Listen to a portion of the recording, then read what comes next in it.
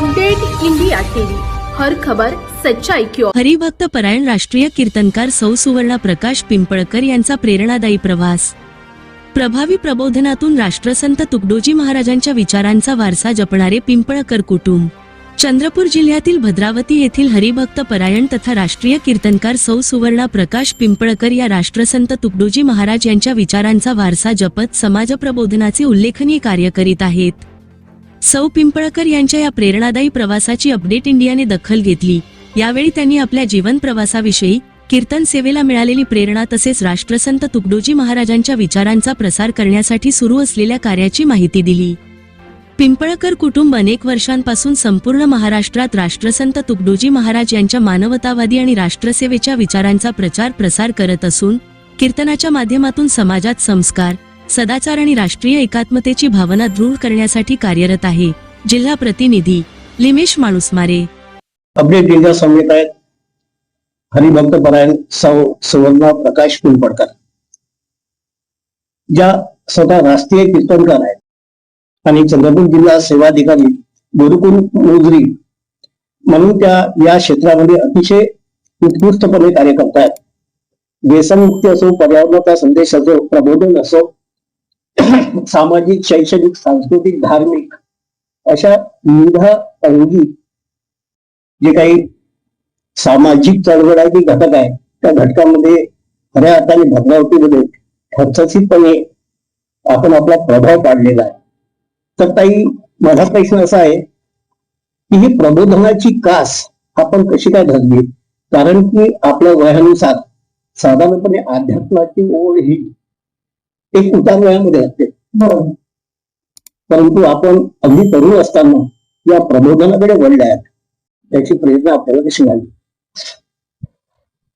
सर्वप्रथम माझ्या आई वडिलांकडला हा वारसा आहे, कारण ही एक अनुवंशिकता आहे आणि माझी तिसरी पिढी आहे। माझे आजोबा सुद्धा 4 महिने चातुर्मास करायचे आणि माझे वडील स्वतः गुरुपदावर आहे आणि माझे मार्गदर्शक आणि गुरु तेच आहे। त्यामुळे मला हा आवड त्याच्यात फार निर्माण झाली लहानपणापासून। वयाच्या 16व्या वर्षापासून मी समाज प्रबोधन करण्यासाठी प्रथम पाय टाकला। आपलं कार्य अतिशय उल्लेखनीय आहे, कारण की समाजामध्ये जी विसंगती पसरलेली आहे, चंगडवाद वाढलेला आहे, भौतिक वाद वाढलेला आहे, सर्व सुखाच्या मागे चहीच्या पाठीमागे लागलेला आहे। या परिस्थितीमध्ये ज्या ठिकाणी स्वार्थी वृत्ती फोपावलेली आहे, याच्यामध्ये तुम्ही प्रबोधन करतात हे फार अभिनंदनीय आहे। माझा प्रश्न असा आहे की जसं तुकाराम महाराजांनी म्हटलंय, ऐसे कैसे झाले भंगू, कर्म करुणी म्हणती साधू, अंगा लावून या राख, डोळे झाकुनी करती पाप। म्हणजे खरात हा तुमच्या घरात शिरलेला आहे। अशा परिस्थितीत तुमचं समाज प्रबोधनाचं कार्य अतिशय उत्कृष्ट आहे। तर हे कार्य करताना आणि ही प्रेरणा देताना आपल्याला कसं वाटतं? ही कार्य करताना अत्यंत मन भरून येते, कारण प्रत्येक गावामध्ये जेव्हा मी कीर्तनाच्या माध्यमातून, समाज प्रबोधनाच्या माध्यमातून जातो तर कुटुंबामधले एक ना एक व्यक्ती येऊन पहिलं माझे पाय पकडते आणि म्हणते, ताई आम्ही फार पापी आहोत। त्यांना विचारावं तुम्ही काय पाप केलं बा? त्यांनी सांगते, आम्हाला एकच गोष्ट असं वाटते की आमच्या घरामध्ये व्यसन दडलेलं आहे, हे कधी दूर होईल? मग मी त्यांना एकच सांगते की या व्यसनाला दूर करण्यासाठी खऱ्या अर्थानं आपल्याला धार्मिकतेकडे वळवा लागेल। मग धार्मिकतेकडे वळवण्यासाठी आपल्याला सर्वात पहिलं लहानपणी संस्कार देणे गरजेचे असते। मग आपण जर म्हटलं की मुलाला आम्ही 15 वर्षाच्या नंतर संस्कार देऊ आणि तोपर्यंत आम्ही राबून आम्ही मुलांसाठी 2 पैसे जमा करून ठेवू, तो विषय बरोबर आहे, मी ते गोष्ट मान्य करते। पण जेव्हा कुंभाराकडे मातीचा गोळा ओला असते तेव्हाच ते मडकं बनवलं की त्याला आकार सुंदर येतो आणि तेच जर तो मातीचा गोळा जर थोडा कडक झाला की आपोआप मडकं तुटून जातो, टणकन तुटून जातो। त्याचप्रमाणे 15 वर्षाच्या नंतर जर आम्ही संस्कार देण्याचं काम मुलावर केलं तर ते जमणार नाही। ते बालपणीच त्याच्यावर ते संस्कार बिंबवले तर आम्हाला मोठेपणी शेवटच्या क्षणाला भाकरीचा तुकडा सुद्धा मिळण्याचा आधार मुलांकडून मिळतो। पण जेव्हा आम्ही मोठे झाल्यावर संस्कार देतो तो संस्कार आमच्या कामात येत नाही. पण मला अत्यंत आनंद होते की तुमच्या घराघरातलं व्यसन कमी करण्यासाठी मी अत्यंत तळमळीने व्यसनमुक्ती मांडावं किंवा मुलांवर चांगले संस्कार देण्यासाठी तो विषय घ्यावा आणि कुठंतरी सामुदायिक प्रार्थना ध्यानामध्ये जाऊन तो व्यसन कमी करावं हा माझा अंतःकरणातून प्रयत्न असते. आपल्या या कीर्तनाच्या प्रवासामध्ये आम्ही ऐकलेलं आहे की ते निवड जिल्ह्यातच नव्हे तर महाराष्ट्राच्या कानाकोपऱ्यामध्ये ग्रामीण भागामध्ये जाऊन सर्व समाज प्रबोधनाची चळवळ अल्प अशा मानधनावरती आणि कधी काळी निस्वार्थ भावनेने सुद्धा केलेली आहे. हे पण कटू सत्य आम्हाला माहिती आहे पूर्णपणे. या प्रवासामध्ये प्रकाशराव पिंपळकर म्हणजे आपले पती आणि तुमची आई किंवा तुमचं कुटुंब, तुमचा मुलगा मुलगी यांचा सहभाग किती आणि कसा प्रोत्साहन मिळते आपल्याला? माझे पती आदरणीय प्रकाशजी पिंपळकर यांच्या प्रतिसादमुळे मी इथपर्यंत पोहोचू शकतो. विचार करा, कधी कधी आम्ही फार कमी मानधन घेतो पण तळमळ असते की प्रत्येक गावागावात नाही पण घराघरापर्यंत वंदनीय राष्ट्रसंतांचे विचार किंवा बाकी इतर संतांचे विचार पोहोचले पाहिजे. कधी कधी अशी वेळ येते सर आम्हाला की संध्याकाळी भाजीला तेल सुद्धा नसते, पण आम्ही तो कधीच विचार केला नाही, माझ्या कुटुंबाने सुद्धा नाही, की आपण आज जरी भलाई आपण भाजीला तेल नसल, आपण आज जेवण नाही केलं किंवा आपण पाणी पिऊन जरी झोपलो काही फरक पडणार नाही, मरणार नाही. पण आपले विचार जर प्रत्येक घरापर्यंत पोहोचले आणि एक व्यक्ती प्रत्येक घरातला जरी दुरुस्त झाला किंवा गावातून 5 व्यक्ती जरी दुरुस्त झाले तर तो आशीर्वाद आमच्या पाठीशी राहील, हाच आमचा सर्वांचा उद्देश असते. आणि सातत्याने माझ्या आदरणीय प्रकाश पिंपळकर माझे पती यांची खूप तळमळ असते आणि त्या तळमळीने आम्ही अख्खं कुटुंब त्या सामाजिक कार्यात वाहून गेलो. प्रकाशराव, पत्नी आपली अर्धांगिनी म्हटलं की जसं तुमच्या घरची परिस्थिती आहे की घरावरती तुळशी पत्र ठेवून सोनाताईंना गावोगाव फिरावं लागते, तर अशा वेळेस आपली भावना?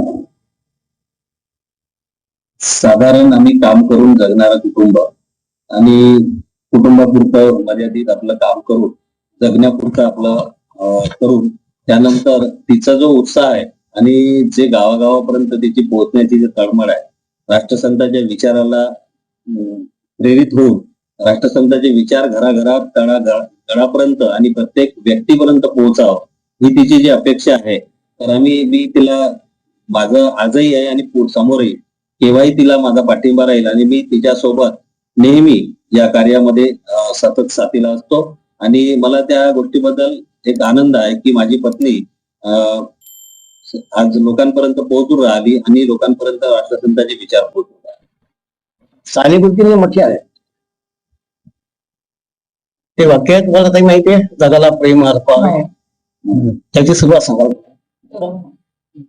साने गुरुजी जे म्हणतात की खरा तो एकची धर्म जगाला प्रेम अर्पण, म्हणजे स्वतः दुःख सहन करून स्वतः काबाड कष्ट करून समाजापर्यंत मला काहीतरी करता आलं पाहिजे ही भावना ठेवून हे कुटुंब भद्रावतीचा एक अभिमानास्पद आहे. आता की भद्रावती भूषण मिळालेलं आहे आणि ताई तुम्हाला या कार्यातून तुम्ही पारितोषिकाची अपेक्षा केली नसेल तरी परंतु कुठं कुठे तुम्हाला गौरवण्यात आलं? मला जिल्हास्तरीय असो तालुकास्तरीय असो प्रत्येक ठिकाणी मला बोलावून पारितोषिक देण्यात आलं, पण तो माझं पारितोषिक ते माझं नसून माझं राष्ट्रसंतांचे मला त्यांनी जे विचार दिले त्यांचा तो गुणगौरव आहे. आणि मला माझ्या भद्रावतीतील तुमच्यासारखे सर्व लोकांचा आशीर्वाद आहे. कारण वंदनीय महाराज म्हणतात की गाव विश्वाचा नकाश, गावावरून देशाची परीक्षा, गावाची भंगता अवदशा येईल. सर्वात पहिले मी सुरुवात तर गावातून केली, कारण महाराज त्याही समोर जाऊन म्हणतात की मानव मात्राचे प्रथम आहे, आपुली गाव त्यातील घर, त्यातून प्रगती करीत सुंदर पुढे जावे विश्वाचे. त्याही समोर महाराज म्हणतात की प्रथम पाया मानव वर्तन, यास उत्तम करावे जतन, गाव करावे सर्वांग पूर्ण आदर्श चित्र विश्वाचे. हा मनामध्ये संदेश राष्ट्रसंतांचा घेऊन सर्वात पहिले मी गावातून सुरुवात केली आणि त्यानंतर मी तालुक्यात, जिल्ह्यात आणि गेल्यानंतर पूर्ण विदर्भातली प्रत्येक ठिकाणी मला पारितोषिक मिळाले. पण ती पारितोषिक माझं नसून तुमचं सर्वांचं आहे असं मला वाटतंय. सातत्याने पायाला भिंगरी लावून महाराष्ट्र, विदर्भ, खेडेपाडे या ठिकाणी सातत्याने त्यांनी समाज जागृतीचंच कार्य केलेलं आहे. असं कार्य करताना जे काही समाजातील विविध घटक चांगल्या वृत्ती किंवा वाईट प्रवृत्ती आपल्यापर्यंत येऊन पोहोचल्या आहेत, त्या वाईट प्रवृत्ती आपण किती लोकांना व्यसनमुक्त करू शकल्या? आजपर्यंत 2 वर्षामध्ये कमीत कमी 10 जणांना मी व्यसनमुक्त झाले. कारण जेव्हा मी प्रबोधन करतो आणि अनेक उदाहरणं देतो जिवंत, असे घडलेले उदाहरण जेव्हा देतो ते त्यांच्या अंतकरणापर्यंत पोहोचते.